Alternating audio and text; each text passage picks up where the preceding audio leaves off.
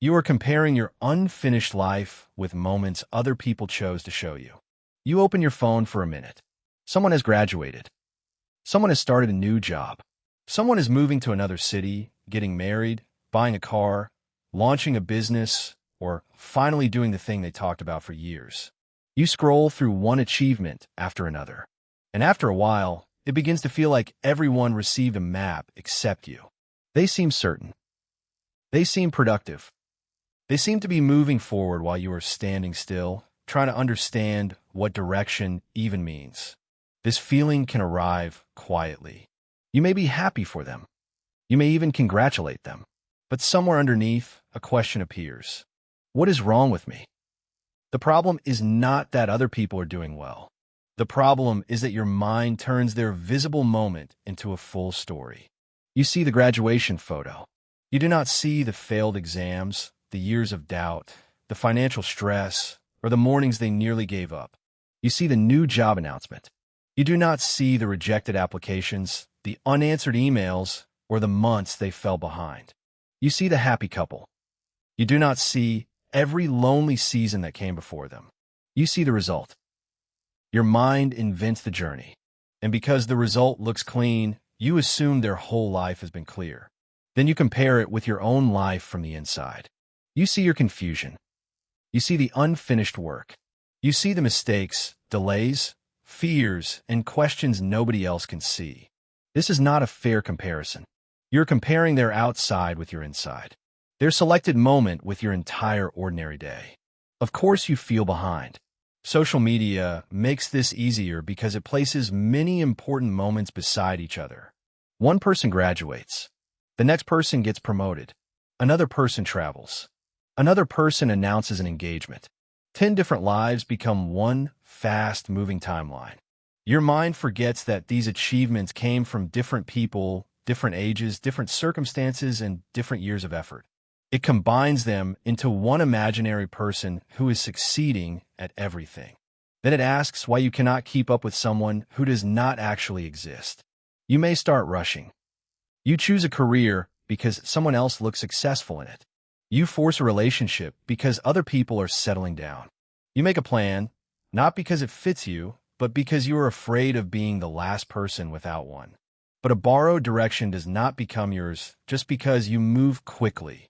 You can run very fast on the wrong road. Being ahead is meaningless if the path is taking you somewhere you do not want to go. Some people find direction early. Some find it after changing degrees, jobs, cities, relationships, and plans. Some look certain while quietly reconsidering everything. Life does not move in one straight line. There is no single age when everyone is supposed to understand themselves.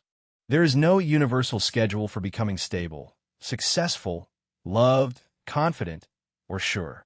A delay in one part of your life is not proof that your whole life is late. Maybe you are in a season of learning.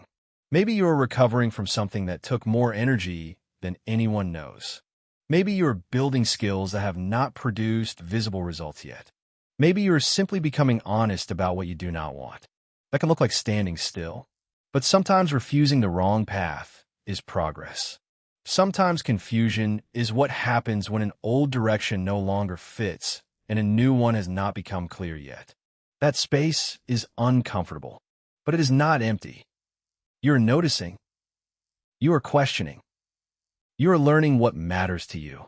Direction is often built this way, not through one perfect decision, but through small choices that teach you something. You try one course. You apply for one job. You speak to one person. You spend 1 hour learning a skill. You take one step and pay attention to what it shows you. You do not need the full map before you begin. You only need enough clarity for the next honest step. It may also help to change how you use your phone. Notice which accounts leave you informed or encouraged, and which ones make you feel smaller. Mute what repeatedly turns your life into a competition. You do not owe anyone constant access to your attention. Put the phone down long enough to hear your own thoughts again. Ask yourself, if nobody could see this decision, would I still want it? That question can separate desire from performance. Maybe you do not actually want the life you are comparing yourself with. Maybe you only want the certainty it appears to contain. Your path may be quieter. It may have fewer announcements. It may include slow work, private changes, and progress that does not photograph well. That does not make it less real. A person can look ahead of you today and feel lost tomorrow. You can feel lost today and discover something important next month. Positions change. Timelines change. People change. So stop measuring your life like a race with one finish line. Look at your own path. What have you survived? What have you learned? What are you doing now that an earlier version of you found difficult?